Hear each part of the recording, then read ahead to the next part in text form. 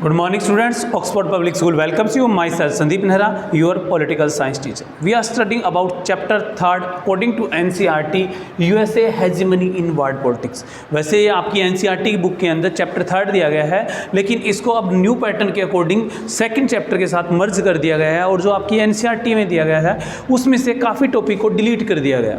यानी इसमें से सिर्फ जो न्यू एडिशन के अंदर हम ये कह सकते हैं कि न्यू सिलेबस के अंदर क्या है, आपके सिर्फ गोल्फ वार के बारे में, फर्स्ट एंड सेकंड के बारे में या 9/11 के बारे में हम कर सकते हैं। इसके अलावा क्या न्यू टॉपिक ऐड हुए हैं, इसके अंदर CIS का टॉपिक ऐड हुआ है, इसके अलावा अरब स्प्रिंग का टॉपिक ऐड हुआ है, मिडल जो अफगानिस्तान का क्राइसिस था, मिडिल क्राइसिस ऑफ अफगानिस्तान, वो क्या है इसके अंदर क्या है ऐड हुआ है। तो इस चैप्टर को बारे में हम क्या है पहले जो आपकी NCERT में दिया हुआ है यानी जो इस बार है वो पूछा जाएगा और उसके बाद क्या है जो हमें न्यू टॉपिक इसमें ऐड हुए हैं वो करवाए जाएंगे। तो सबसे पहले क्या है चैप्टर के मीनिंग यानी हेजेमनी का मतलब हमें पता होना चाहिए कि हेजेमनी क्या होता है। हेजेमनी को हिंदी में बोलते हैं वर्चस्व, यानी किसी भी एक सुपर पावर का पूरे वर्ल्ड के ऊपर डोमिनेंट होना वो क्या कहलाता है, हेजेमनी कहलाता है। हेजेमनी का मतलब कोई भी एक सुपर पावर, जब आपने जैसे कि 90 से पहले देखा, 90 से पहले वर्ल्ड के अंदर 2 सुपर पावर्स थी, एक USA थी, दूसरी USSR थी, और दोनों ही पावर क्या है अपने अपने मतलब एरियाज़ के अंदर हमें कह सकते हैं कि जहाँ पर उनकी आइडियोलॉजी काम करती थी उनके अंदर उनकी एक तरह से हेजेमनी थी।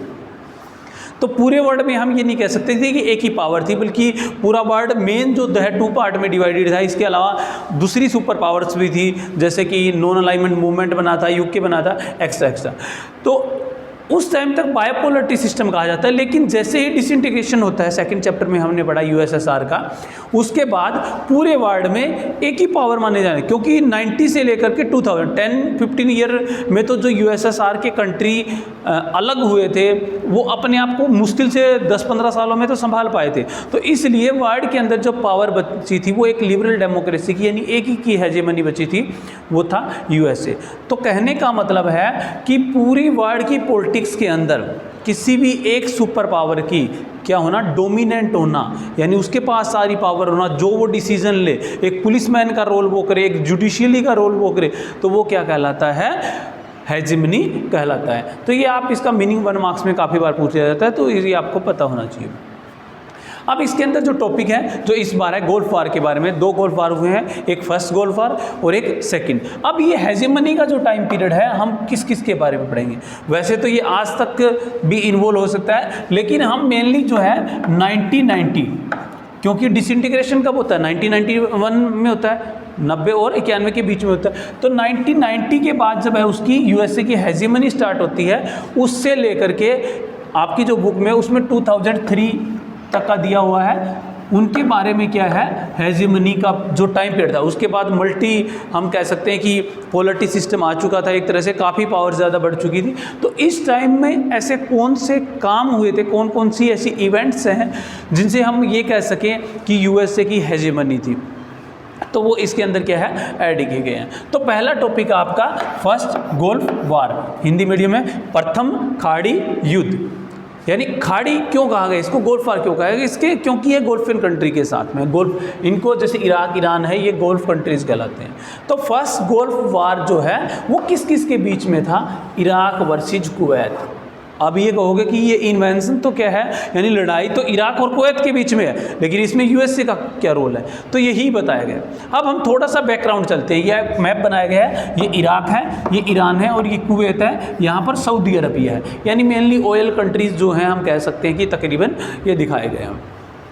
अगर हम चले जाएँ थोड़ा सा बैकग्राउंड 1980 से लेकर के 88 तक, 1980 से 88 तक जब बायोपोलरिटी सिस्टम था, USSR भी पावर में था और USA भी पावर में था, जब क्या इन दोनों के बीच में इराक और ईरान, इन दोनों के बीच में क्या इन्वेंशन हो जाती है, आपस में लड़ाइयाँ चलती है, संघर्ष चल रहा है, 1 दिन 2 दिन नहीं, क्योंकि वॉर तो एक मतलब लिमिटेड टाइम के लिए होता है, लेकिन इन दोनों के बीच में एक इन्वेंशन चलती है काफ़ी लंबे समय। उसमें ईरान जो है उसको USSR सपोर्ट कर रहा था। सपोर्ट कौन कर रहा था उसको, USSR। तो इराक को कौन करेगा, जाहिर सी बात है USA, इसको USA सपोर्ट कर रहा था। यानी इसको अमेरिका सपोर्ट कर रहा था, इसको रसिया, जिसको हम अगर आपकी लैंग्वेज में बोले तो रसिया क्या है, सपोर्ट कर रहा था। ये इन्वेंशन काफ़ी लंबे समय तक हुई, तो इसके कारण जाहिर सी बात है कि दोनों का लॉस हुआ, इराक का भी और ईरान का भी। इतने लंबे समय ये दोनों तो सिर्फ क्या कर रहे थे, सपोर्ट कर रहे थे। अब यूएसए के कोई फ्रेंड नहीं था इराक। यूएसए तो इराक को इसलिए सपोर्ट कर रहा था क्योंकि ईरान को सपोर्ट कौन कर रहा था, यूएसएसआर कर रहा था। यानी दुश्मन का दुश्मन दोस्त, सीधी सी बात ये।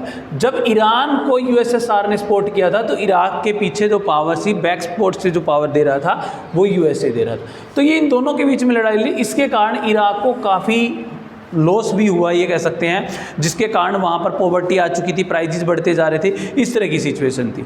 लेकिन ये 88 में ख़त्म हो जाता है क्योंकि उसके बाद यूएसएसआर के पास पावर नहीं रहती, वो खुद डिसइंटीग्रेटेड होने लग जाता है और यूएसए भी पीछे हट जाता है। अब यहाँ क्या है, इराक की जब कंडीशन ख़राब होती है तो यहाँ पर इनके ऑयल्स के वो हैं, इधर कुवैत भी काफ़ी ऑयल्स के रिसोर्सेज ज़्यादा मिलते हैं। तो इसने कुवैत के ऊपर ब्लेम किया कि वो उसके बाउंड्री वाले एरिया के जो कुएं वगैरह हैं, जो ऑयल निकाले जाते हैं रिसोर्सेज, वहाँ से तेल की चोरी कर रहा है। और ये बात अपनी पब्लिक मीडिया के द्वारा पब्लिक में भी बताई कि इराक उन्हें क्या है, काफ़ी बड़ा नुकसान मचा रहा है। क्योंकि आप देखोगे कि 90 के बाद में क्या है, तेल की कीमतों में एकदम से कमी आ जाती है, जिसका लॉस क्या है, इराक को सबसे ज़्यादा होता है। क्यों? क्योंकि इससे पहले कुवैत के पास रिसोर्सेज नहीं थे, उसने अब क्या है, तेल की खोज कर ली थी काफ़ी बड़ी, जिसके कारण मार्केट में इराक के तेल के प्राइसेस कम हो जाते हैं।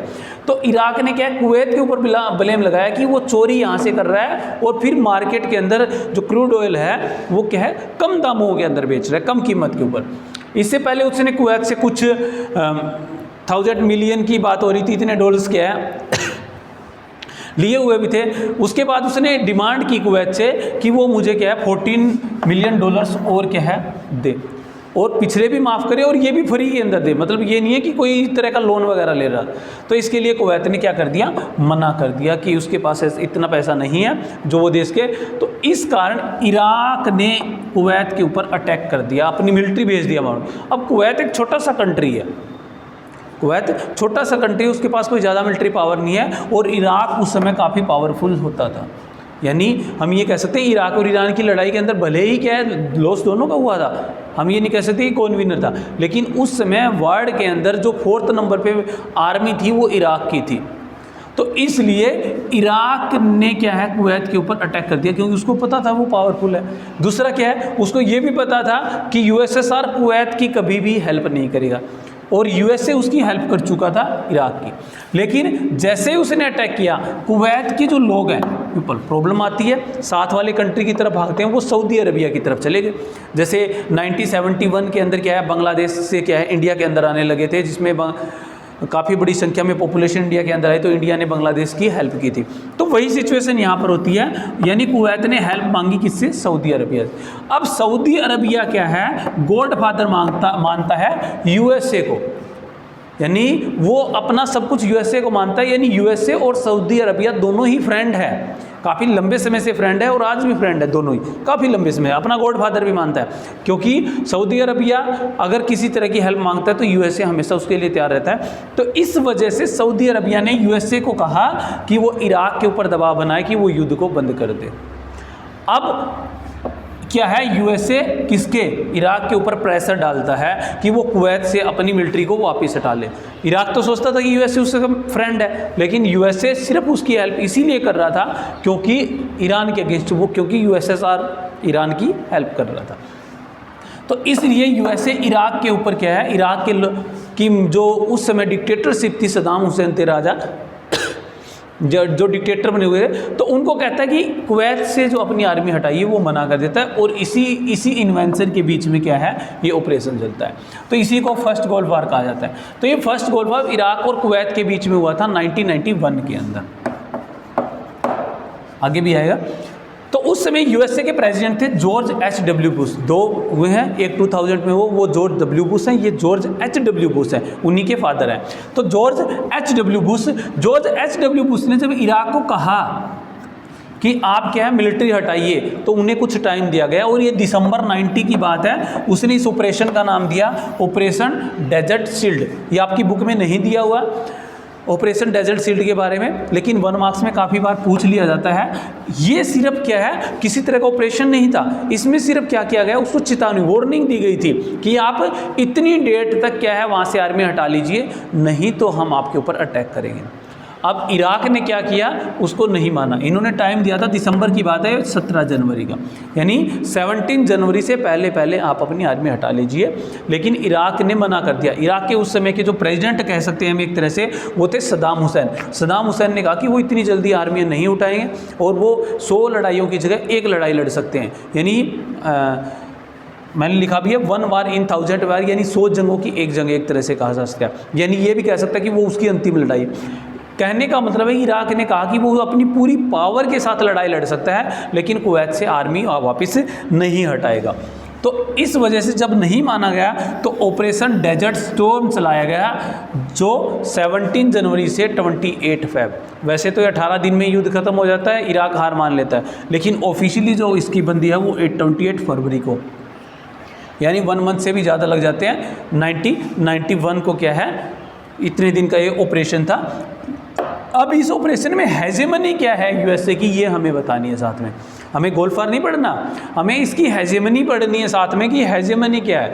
अब ये हेजेमनी देखो, ना तो किसको, कुवैत के साथ यूएसए को लेना, ना इराक के साथ यूएसए को कुछ लेना देना था, लेकिन फिर भी उसकी हेजेमनी देखो, उसने इराक के ऊपर अटैक किया, अपनी मिलिट्री भेजी और प्रॉफिट भी कमाया। अब क्या है ये, अब ये क्या है, बिना यूएनओ सबसे बड़ा ऑर्गेनाइजेशन आपको पता है, बिना यूएनओ की परमिशन के, यूएनओ के फ्लैग के नीचे, यानी यूएसए ने अपना नाम नहीं रखा कि यूएसए अटैक रहा है, बल्कि किसका रखा, यूएनओ का रखा, और छोटे मोटे जो उसके फेवरेबल कंट्री है 34 देशों को अपने साथ ले लिया, यानी 34 कंट्री की ट्रूप्स बुला लिए गए।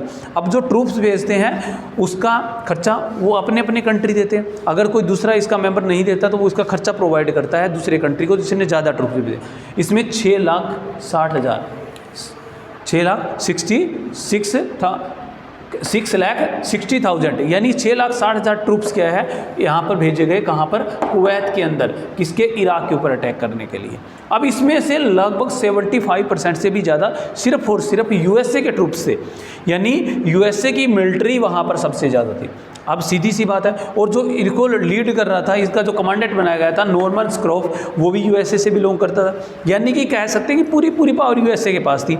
यूएसए अपनी मर्जी से अटैक कर रहा था, अपनी मर्जी से वेपन भेज रहा था, अपनी मर्जी से इराक को कंट्रोल कर रहा था, सारा कुछ इसके अंदर था, इसलिए इसकी हेजेमनी बताई गई है। और यूएनओ की परमिशन तक नहीं ली गई, यानी जो दूसरे कंट्री है, आगे भी आएगा।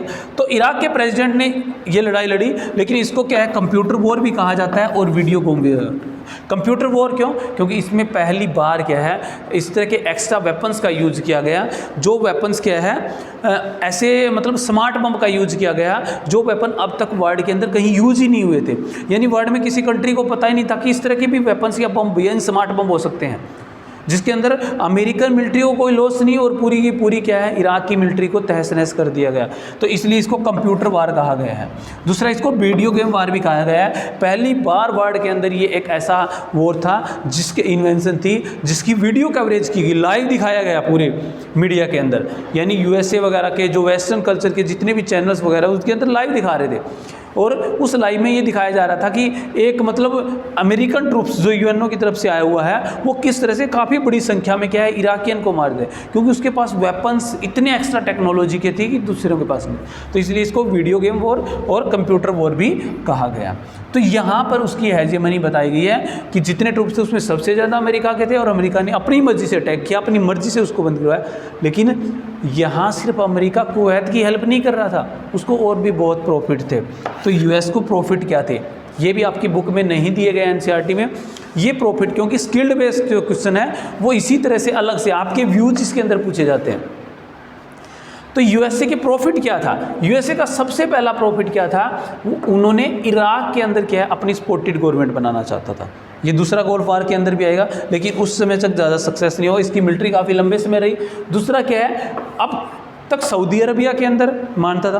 अब कुवैत भी क्या है, उसके कंट्रोल में था। यानी इतनी हेल्प करने के बाद कुवैत के पास इतनी पावर नहीं थी कि वो यूएसए को किसी चीज़ के मना कर सके। इसलिए कुवैत के जितने भी ऑयल रिसोर्सेज थे, जबकि इराक के हारने के बाद उसके ऑयल रिसोर्सेज है, इन सब के ऊपर भी यूएसए का कंट्रोल हो गया। और 90 के बाद आप देखोगे कि वर्ल्ड के अंदर ऑयल के ऊपर भी पॉलिटिक्स होने लगी, राजनीति होने लगी, और लगातार क्या है उसके बाद से प्राइजेज ऑयल के वो है बढ़ते चले गए काफ़ी। इतना इससे पहले नहीं होता था। तो ये क्या है, यूएसए का प्रॉफिट था। तो फर्स्ट गोल्ड वार के बारे में हम इतना ही है। इराक और कुवैत के बीच में था, जिसमें हेल्प की थी किसने, यूएसए ने। और ऑपरेशन डेजर्ट स्टॉर्म चलाया था 17 से लेकर के 28 फेब तक, जिसके अंदर 34 कंट्री ने पार्टिसिपेट किया था। 6,60,000 के ट्रूप्स थे, 75% से ज़्यादा अमेरिकन थे। और इसको वीडियो गेम वार और कंप्यूटर वॉर भी कहा जाता है। सदाम हुसैन ने इसको क्या कहा था, 1 वार इन द 1000 वार भी कहा है। इसके अलावा यूएसए को इसमें काफ़ी प्रॉफिट हुआ, उसने ऑयल रिसोर्सेज वगैरह के ऊपर कंट्रोल कर लिया। इसके अलावा एक प्रॉफिट और भी है। अब ये 34 कंट्री ने पार्टिसिपेट तो किया है, लेकिन ट्रूप्स तो किसी के पास नहीं है। तो इसलिए जो कंट्री ट्रूप्स अपने नहीं भेजता, वो क्या है, अमेरिका का जो ट्रूप्स जाता है उसका खर्चा।